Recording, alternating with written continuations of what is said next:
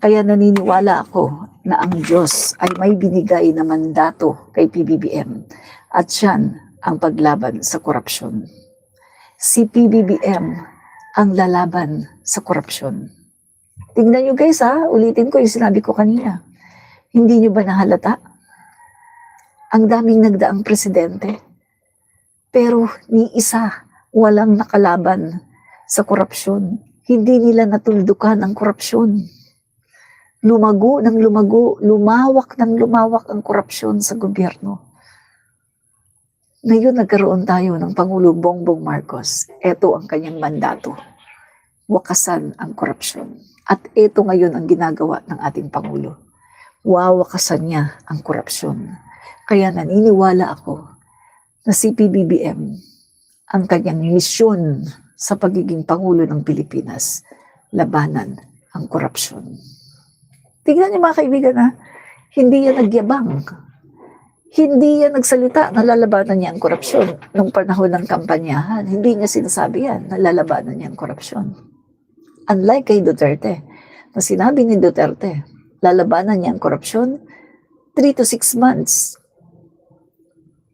Kanya daw tutuldukan ang droga, kriminalidad, korupsyon. Pero hindi yan nagawa. Di ba tinanong pa siya ni Jessica Soho? Ano pong gagawin ninyo sa mga rice cartel? Sa panahon ni Duterte, nung kampanyahan, tinanong siya, ano pong gagawin niyo sa mga rice cartel na nagpapahirap sa taong bayan? Anong sabi ni Duterte? Ay, sus, ma'am, wala yan. 3 days. I will solve it. 3 days. Madali lang yan, ma'am. Tuturo ko lang sa Senado. Etong ito yung kulong yan. Diba? 3 days daw. Wawakasan daw niya. Wawakasan daw ni Duterte ang rice cartel. Anong nangyari sa panahon ni Duterte? Yung bigas, lumobo ang presyo. Naging 75 per kilo pataas. Laganap ang rice cartel. Walang mga bigas sa bodega. Anong ginagawa? Ayun, pinagtiyagaan yung bigas galing Thailand, may bukbuk. Merong mga insekto, pinakain sa mga Pilipino. Galing Thailand, may bukbuk, may mga insekto. May bukbuk na nga, may insekto na nga, mahal pa. Anong ginawa ng mga taga Mindanao? Anong ginawa nila? Imbis na kumain ng kanin, ang kinakain na lang daw nila, durian. Marang. Kasi 10 piso lang daw yung durian, so yun na lang daw ang kanilang pamatid gutom dahil yun na lang daw ang kakayanin. My God. Samantalang ngayon, PBBM, 20 pesos na bigas. 20 pesos.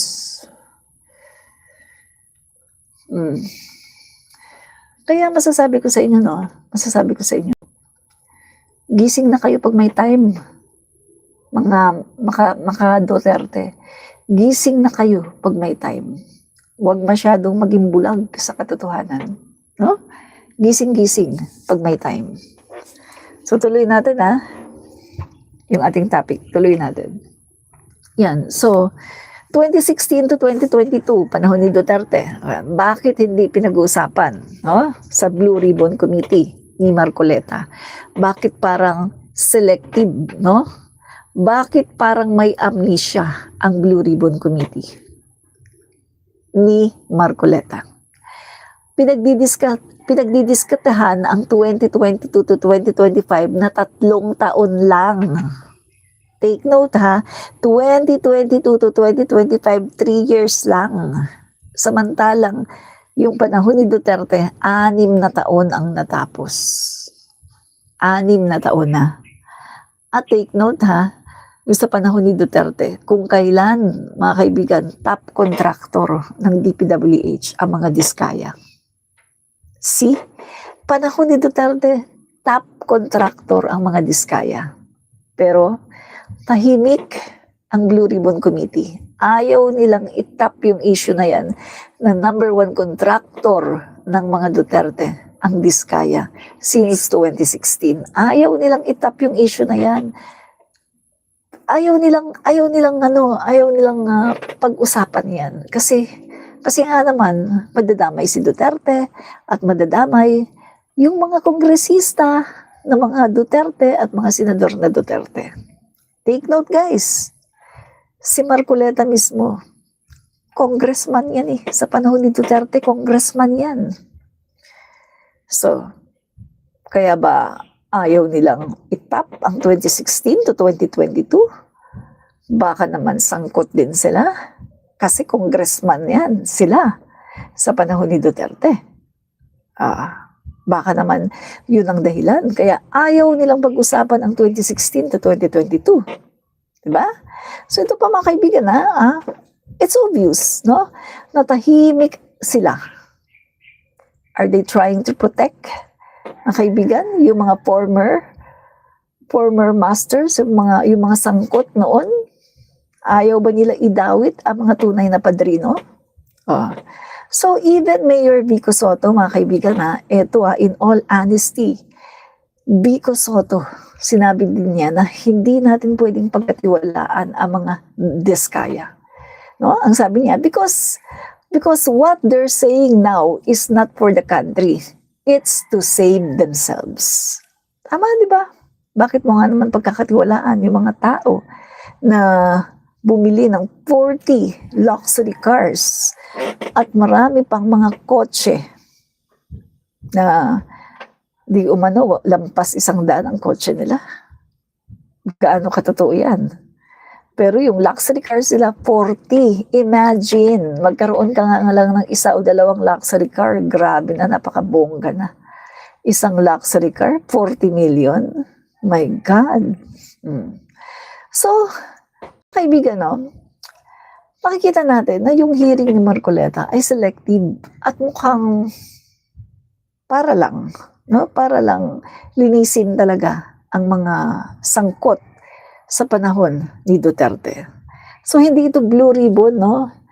Hindi blue ribbon na hearing ang ginawa ni Marcoleta, no? Kundi pagtatanggol lang, no? Pagtatanggol. Marcoleta is breaking every rule of parliamentary courtesy just to protect the Diskaya.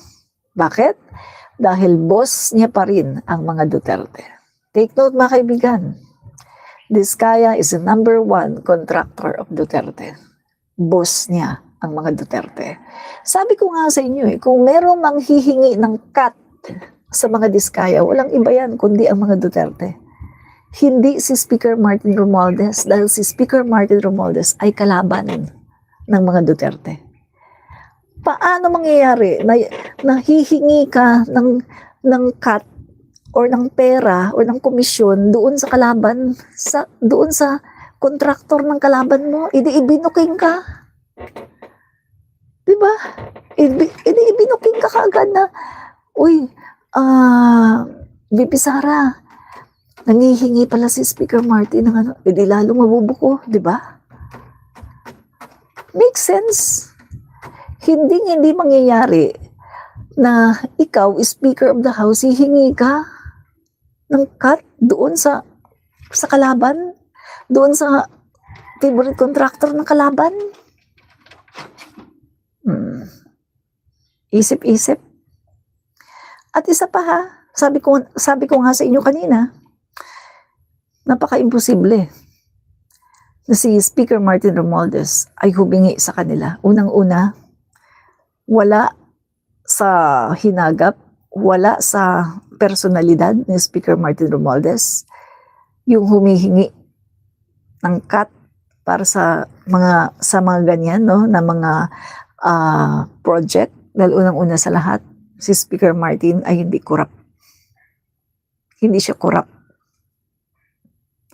At pangalawa, si Speaker Martin ay dati ng mayaman.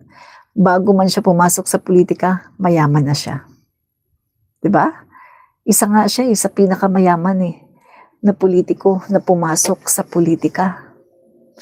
Nung pinakita yung mga SALN, isa si Speaker Martin sa pinakamayaman.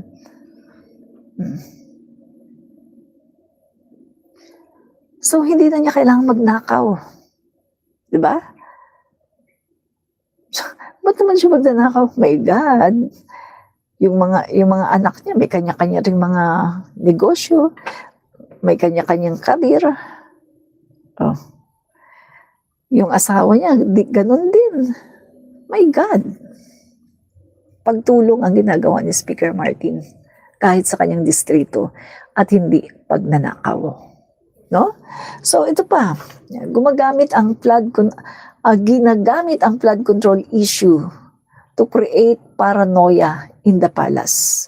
Gusto nilang mag-away ang batasan at palasyo. Ang natisod, no, si Speaker Martin, babagsak ang suporta sa Pangulo. And that's their cue.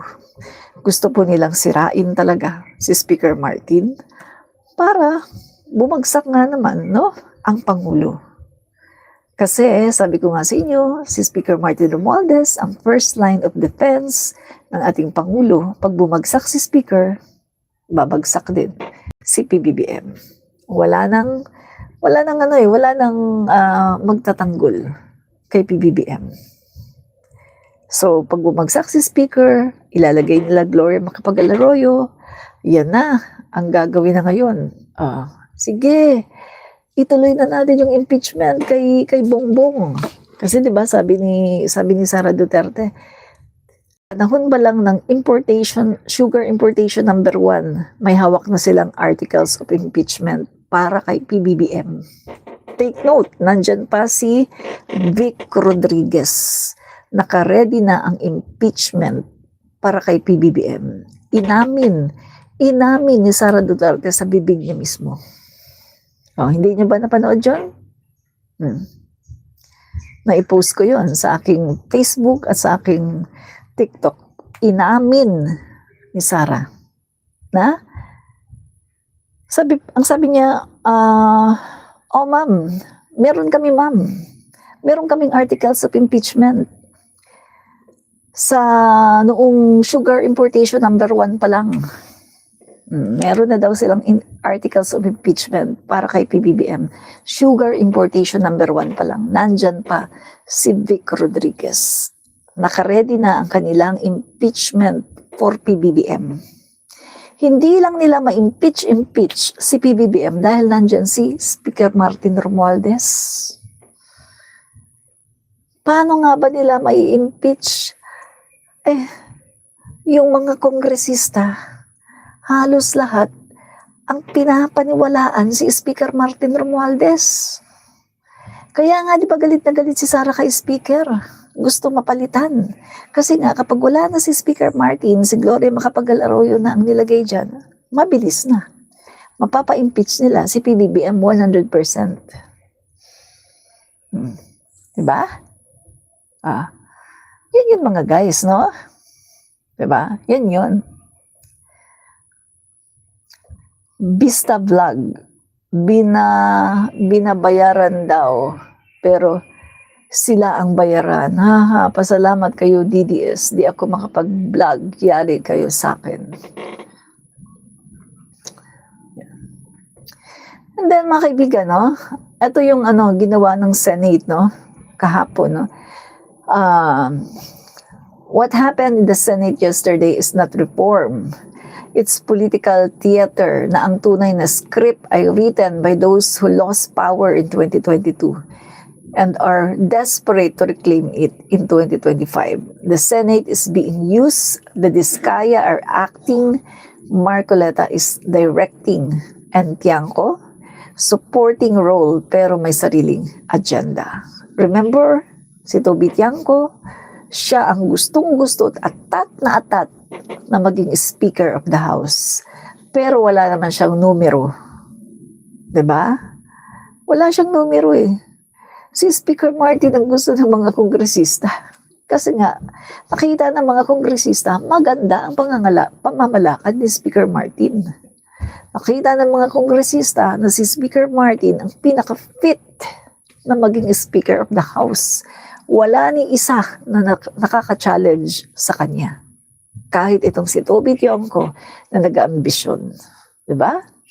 So, Ngayong may bagong liderato na yung Blue Ribbon Committee sa pangunguna ni Senator Ping Lacson, asahan natin ang mas malalim, mas patas, at mas totoong hearing. So mga kaibigan, hindi na tayo